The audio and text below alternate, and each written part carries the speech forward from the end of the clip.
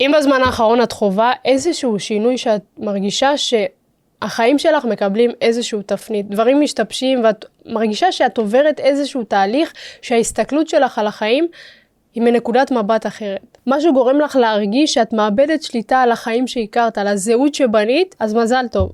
את נמצאת בתהליך של ההתפתחות הנשמתית הגדולה ביותר, הכי משמעותית שתעברי. ולתהליך הזה יש שם. 5 שלבי ההתעוררות שכל בן אדם עובר בכל שלב בחיים. בפרק הזה את הולכת לגלות באיזה שלב את נמצאת ומה את הולכת לעשות בכל שלב, כדי לעבור את ההתפתחות הזו בצורה המיטבית ביותר. פחות דיכאון, פחות כעס, פחות תסכול, אלא ממקום של צמיחה והתפתחות. אז רגע לפני שאנחנו נצלול לתוך הפרק, אני רוצה לספר לך סיפור על עצמי. בגיל 28 עברתי את התקופה הכי מאתגרת והכי קשה בחיים שלי. לפחות בזמנו חשבתי שזו התקופה הכי קשה. הייתי מהנדסת חשמל, עתודאית שיצאה בגיל 18 לעשות תואר. הרגשתי שהגעתי לייעוד שלי, מצאתי את העבודה ואת המקצוע שגורם לי לסיפוק, להגשמה, למימוש עצמי. עבודה שיש לו תנאים נוחים, משכורת טובה, הייטק. אבל אחרי כמה שנים של עשייה, הרגשתי שהנשמה שלי כבר לא שם. הרגשתי שהנשמה שלי מרגישה שזה לא המקום שלה. כל יום אני הולכת בדיכאון, מרגישה שהחיים שלי אני חיה את החיים שלי על אוטומט. ובמקביל, התחלתי לחוות אתגרים בזוגיות, שגם שם הרגשתי שזה לא המקום שלי. ודווקא בנקודה הזאת, שם התחילה ההתעוררות שלי. שם התחלתי לראשונה לשאול שאלות שהן יותר עליי. לא בשביל הסטטוס, לא בשביל האנשים שבחוץ, לא בשביל להשיג איזשהו מעמד, להשיג איזשהו זהות, אלא התחלתי לשאול מה ולמה ולמה הדבר הזה קורה לי. משהו בנשמה שלי אמר שהגיע הזמן שתבני את החיים שלך מחדש. תצאי מהזוגיות הזאת כי היא כבר לא מתאימה לך, תעזבי את מקום העבודה, ולהגיד את האמת זה הפחיד אותי. כי במקביל היה קול בראש שאמר, את חושבת שזה הדבר הנכון לעשות? זה המשרה שחלמת עליה, עבדת קשה בשבילה, למדת שנים על גבי שנים, לעזוב זוגיות שעל פניו מבחוץ נראית מדהים? את בטוחה שזה הדבר הנכון? הפחדים והמחשבות והדברים רצו בראש, אבל בסופו של דבר הנשמה שלי ביקשה להיות במקום אחר. בשלב הזה הפסקתי לחפש היגיון, והחלטתי שאני הולכת לפי מה שהלב שלי מרגיש. החלטתי שאני לוקחת אחריות על העתיד שלי ובונה אותו בלי רעשי רקע. בלי המחשבות האלה ושל מה יגידו, מה יחשבו, האם זה נכון לעשות את זה. פשוט השתקתי והתחלתי לשאול שאלות עומק. שאלות עומק על החיים שלי, למה באתי לעולם, מה המשמעות שלי, למה עשיתי את כל מה שעשיתי, בשביל מה אני פה, שאלות שבחיים לא עצרתי לשאול. פתאום התחלתי להסתכל על החיים שלי מנקודת מבט אחרת, יותר עמוק, יותר מודע. מאז עברו 4 שנים והיום אני נמצאת בנקודה המדויקת ביותר עבור הנשמה שלי. יש לי עסק שעוזר למאמנות ומטפלות להפיץ את השליחות שלהם, להגדיל את ההכנסה שלהם בעזרת הרשתות החברתיות ולהעביר הלאה את כל הידע והכלים שיש להם דרך מסרים ותוכן ברשתות. אני קמה כל בוקר בתחושה של סיפוק והגשמה. כי פתאום אני קמה בבוקר לא בשביל הכסף, לא בשביל המשכורת, אלא בשביל הסיפוק והיכולת שלי לעזור ולהביא באמת את הערך שיש לי לתת. פה הנשמה שלי מרגישה שהיא בהתרחבות ובהתפתחות. ובפרק הזה אנחנו נעבור על 5 שלבים שכל נשמה עוברת כדי להגיע לייעוד שלה. אז לפני שניכנס לשלבים עצמם, חשוב להבין שזה לא קו ליניארי, זה לא איזשהו סולם שעוברים שלב אחרי שלב. זאת ספירלה שאנחנו עוברים שוב ושוב במהלך החיים, אבל בכל פעם אנחנו מגיעים ממקום גבוה יותר, בהיר יותר, מבין יותר, עם כלים רחבים יותר, ועם הרבה יותר בהירות. כולם נמצאים על הספירלה הזאת, גם אם אנחנו לא יודעים בדיוק באיזה שלב אנחנו נמצאים. אז השלב הראשון זה שלב השינה. בשלב הזה אנחנו מרגישים שאנחנו חיים כלפי חוץ. מה שקורה סביבנו קובע את ההחלטות שלנו. מישהו אמר מילה לא טובה, משהו קרה במהלך, כל סיטואציה שקורית בחיים שלנו מנהלת אותנו. זאת אומרת, אנחנו נמצאים בנקודה שהמחשבות הן מחשבות יתר, אנחנו חושבים על מה יגידו, מה יחשבו, ואם קרה ככה, אנחנו נמצאים במחשבות ודברים שהבחוץ מנהל את העולם הפנימי שלנו. אנחנו רוצים להיות בסדר עם כולם, אכפת לנו מה אחרים יחשבו, אכפת לנו איך יראו אותנו, באיזה מעמד אנחנו נמצאים. בשלב הזה זה כמו שאני הרגשתי שבסופו של דבר עשיתי את התואר הזה נטו בשביל להיות במעמד כלשהו. היה מאוד אכפת לי מה אחרים מרגישים. אם הייתה סיטואציה שבה הרגשתי שפגעתי במישהו, להיות במחשבות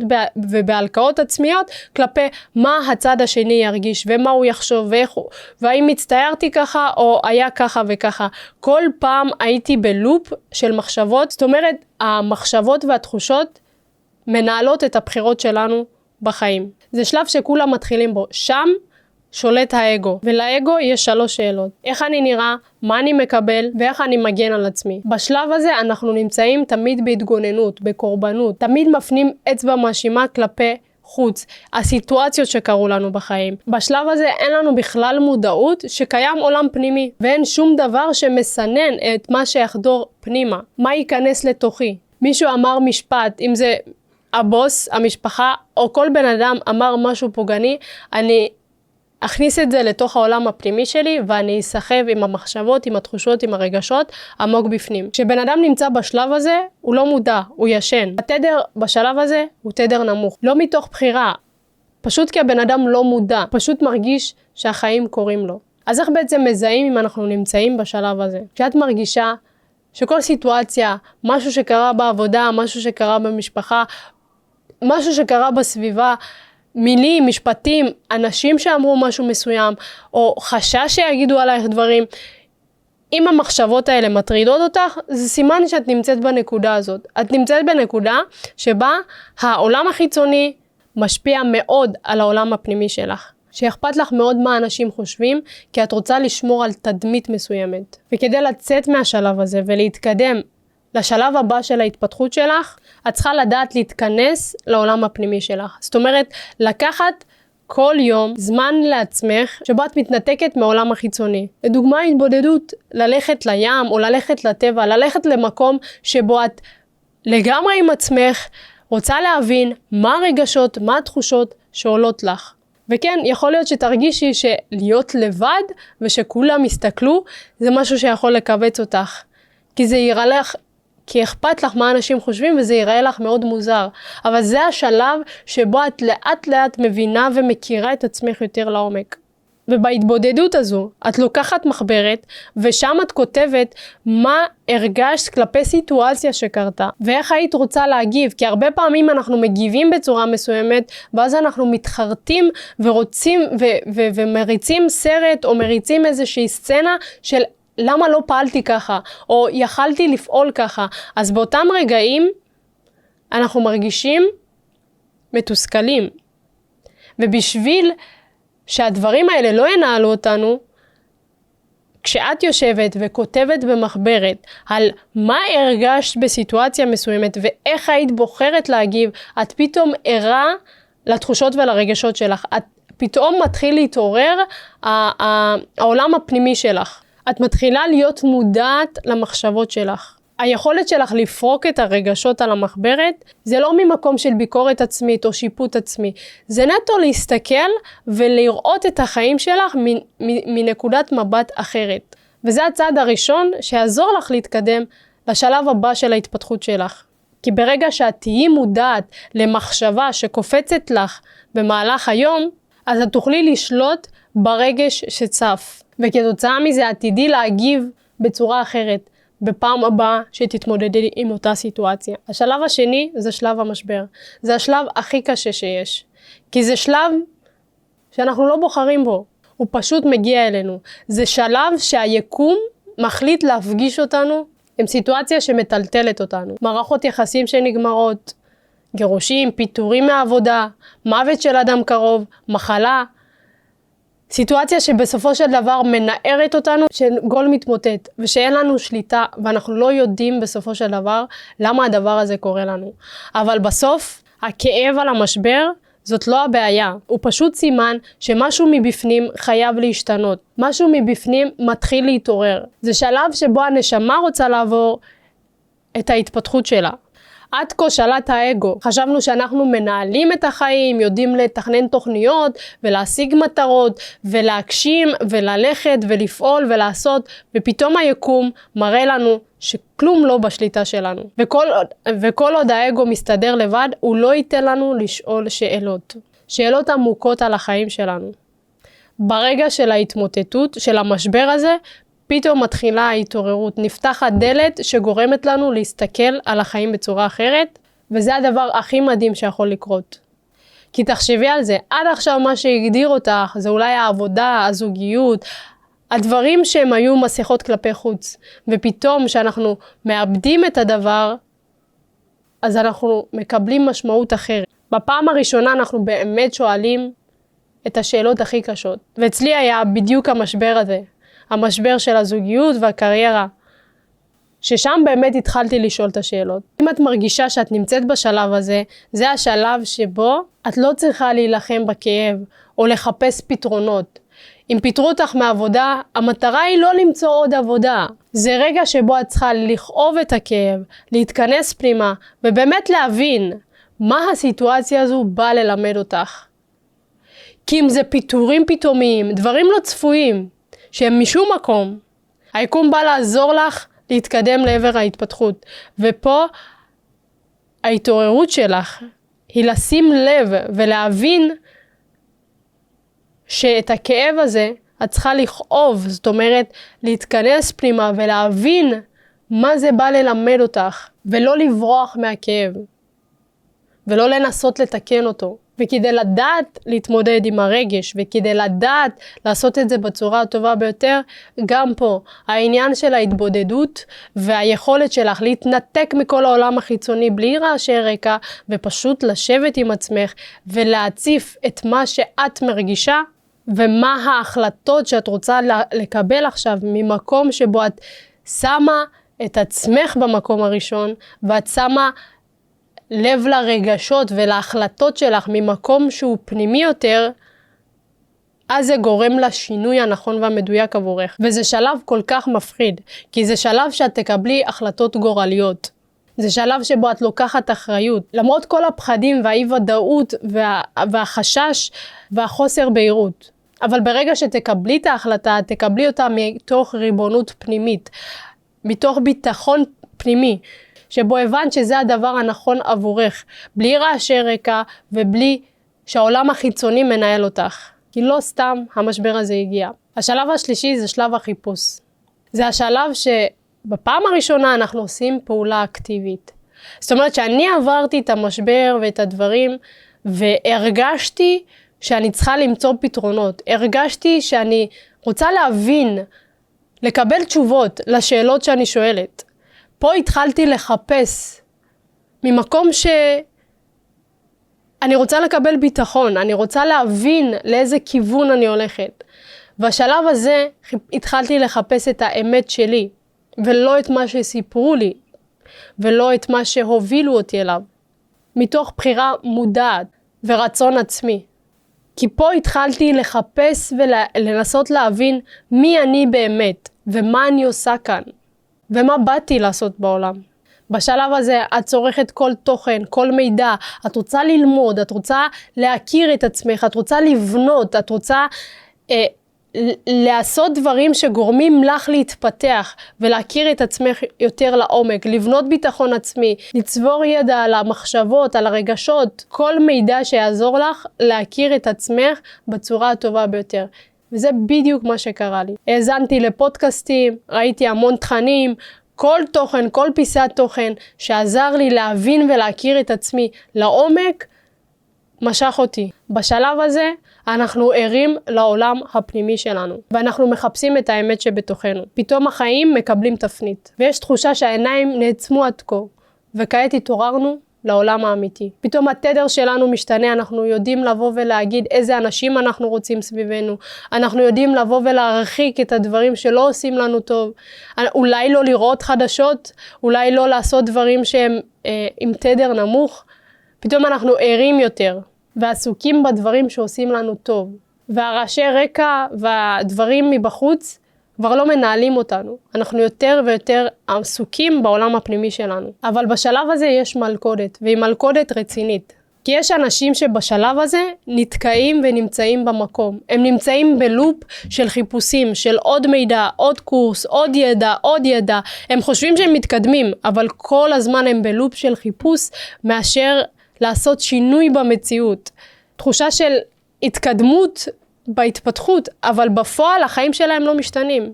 הם פשוט לא עוברים לשלב הבא. הם יצרו להם אזור נוחות.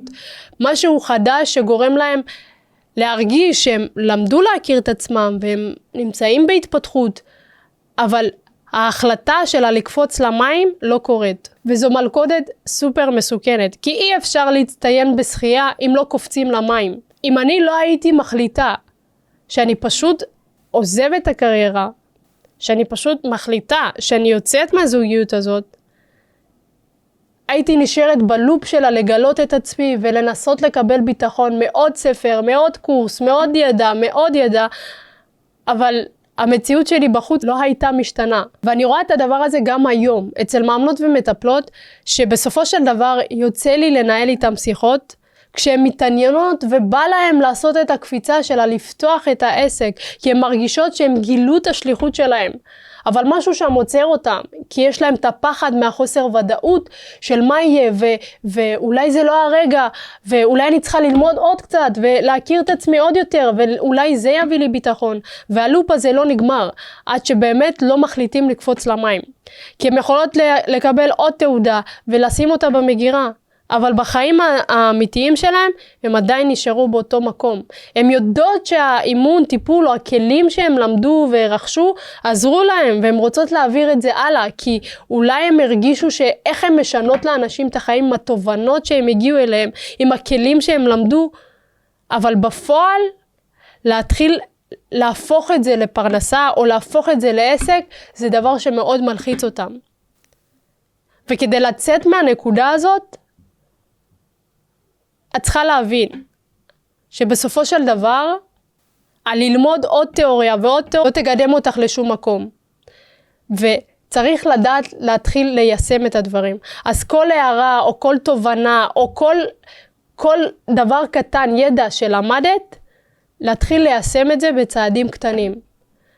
כשאת באה ומיישמת משהו בצעד אחרי צעד ולא בהחלטה שהיא דרסטית, אז המוח לומד להבין שזה לא כזה מפחיד.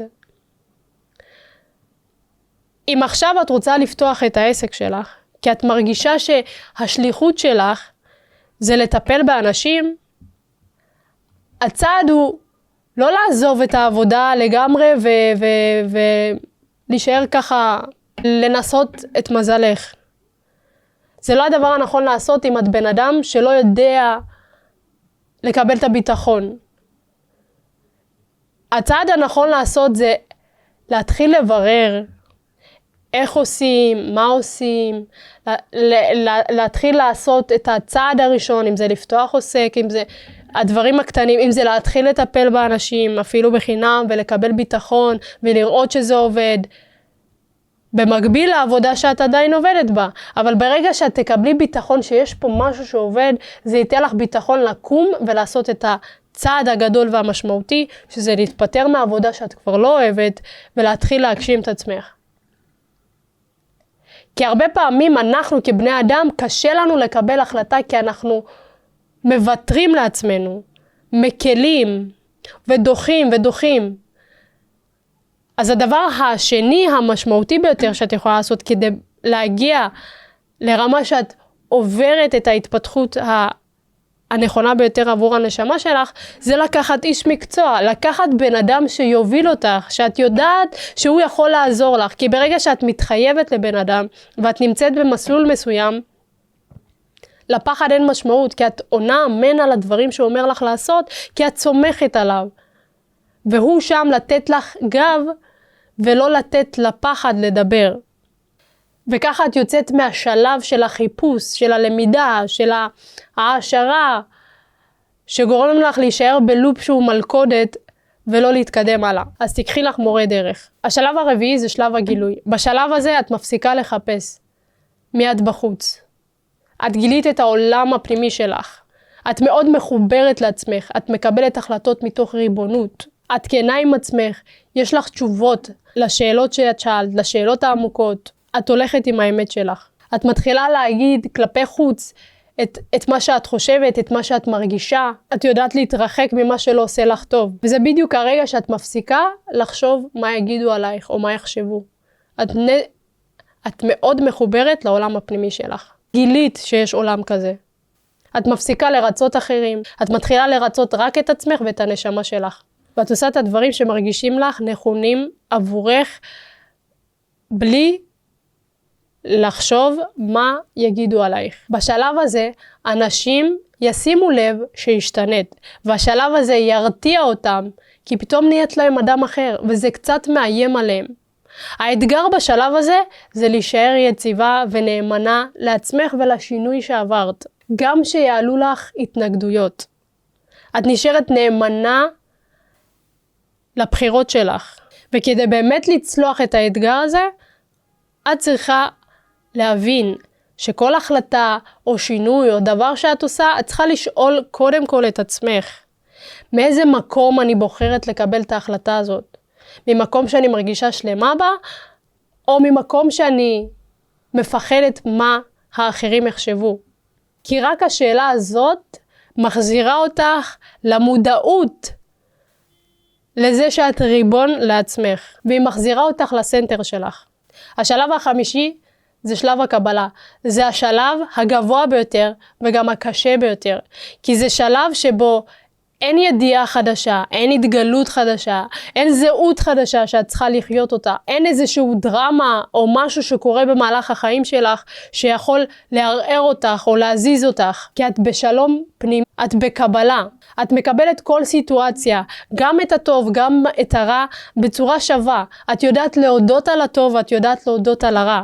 כי את יודעת שזה השלב שבו את מבינה שאת מודרכת, את מבינה שיש מישהו ששולט בעולם, שמפגיש אותך עם סיטואציות, כדי לפתח אותך ולהוביל אותך לעבר ההתפתחות שלך, ואת מקבלת את זה באהבה. כי את מבינה שהכל הוא לטובתך. בשלב הזה את נמצאת בחיבור כל כך עמוק עם הבורא, ואת מרגישה שהשיח הפנימי שלך, והאני המאמין שלך, והערך שלך מאוד גבוה, ואת מאוד מסונכרנת, וגם אם אנשים מגיעים אלייך, ואת פוגשת אנשים שכביכול מטריגים אותך, או עושים לך רע, את יודעת לקבל את זה באהבה, כי את רואה בהם כשליחים. את יודעת לדבר עם היקום, דרך סימנים, דרך אנשים, כי את יודעת שזה לא מגיע אלייך סתם. ואת מגיעה לתובנות כל כך עמוקות, לפרטי פרטים, על כל דבר שקורה לך בחיים. זה שלב של קבלה והבנה, שאת במקום הנכון והמדויק עבורך. גם אם המציאות בחוץ משקפת לך אחרת. גם אם את נמצאת כלפי חוץ בחובות, בנקודה שאת מרגישה שאת נמצאת במשבר מאוד גדול, את מבינה שזה נקודה שבו המקום הזה בא לפתח אותך. ואנחנו חוזרים שוב לאותו מעגל, כי ההתפתחות הזאת היא ספירלית, ובכל שלב את פוגשת את הדברים, רק עם כוחות גדולים יותר, עם תובנות גדולות יותר, ובהירות כלפי מי שאת והבנה של כל הסיטואציה.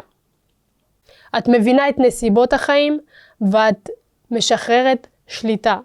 הכלי הכי טוב להישאר בשלב ולהבין איך להתמודד איתו, זה בעצם לשים לב לסימנים שמגיעים אלייך במקרה. היקום מדבר אלינו כל הזמן. כשאת ערה לזה, את יודעת לבוא ולשאול את השאלות הנכונות. כל סיטואציה שבה את שואלת לא למה זה קרה לי, אלא מה זה בא ללמד אותי, כי כל דבר שמגיע אלייך הוא לטובתך, את נמצאת בתדר הגבוה ביותר, כי להכל יש סיבה. אז תמיד תהיי בהתבוננות ותשאלי את עצמך, מה זה בא ללמד אותי? ותמיד תשמרי על תדר גבוה על ידי הוקרת תודה, דברים שעושים לך טוב, והסתכלות של למצוא את הטוב בכל דבר, ישמר את התדר שלך בתדר הגבוה ביותר, ויוביל אותך לדבר המדויק ביותר עבורך. וכדי לשמר את זה, זה להתבודד ושוב להתנתק מהעולם החיצוני ולהיות בנקודה שבו את בהתכנסות, אם זה מדיטציות, אם זה לשמוע הצהרות חיוביות, אם זה דברים שמעלים לך את התדר, וזה גורם לך להיות בערנות ולהבין איך לנהל כל סיטואציה בחיים. כי בסופו של דבר אין רע יורד מן השמיים, וכל דבר בא ללמד אותנו, וזה הנקודה שבה את נמצאת ורואה את הדברים מעיניים אחרות. וזה מפתח אותך גורם לך להתקדם לעבר הייעוד שלך. אלו היו 5 שלבי התודעה. באיזה שלב זיהית את עצמך? מעניין אותי לדעת, תכתבי לי כאן למטה. כי כולנו נמצאים בשלבים כאלה או אחרים. והיכולת לדעת ולהבין את הדברים האלה, ולדעת איך להתנהל בכל שלב, עוזר לנו לקחת את הסיטואציה ואת ההתפתחות הזו בצורה טובה יותר, נעימה יותר, ממקום של התפתחות, ממקום של שמחה והבנה שהכל לטובתנו. כי בסופו של דבר, כל אתגר או כל דבר שאנחנו חווים הוא לא לשווא, הוא נועד לפתח אותנו. והם המקפצה לשלב הבא שלנו.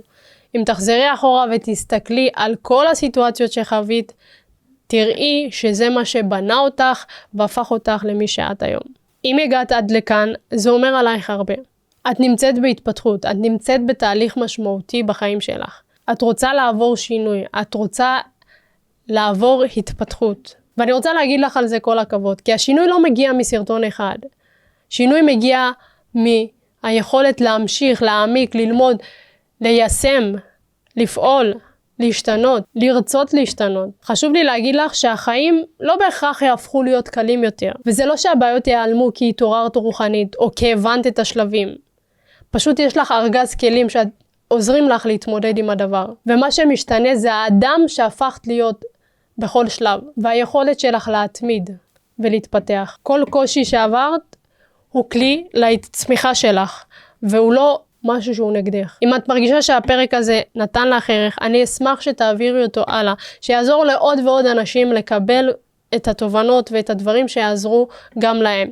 תעשי לייק, שיתוף, ואני מזמינה אותך גם לאינסטגרם שלי, פנטה ג'מבר באנגלית, או יש כאן את הקישור למטה, לפרופיל שלי. את מוזמנת לכתוב לי, אני הייתי פנטה ג'מבר, העסק הוא אתה, זה שם הפודקאסט, ואני מאחלת לך שתמשיכי להתפתח ולצמוח.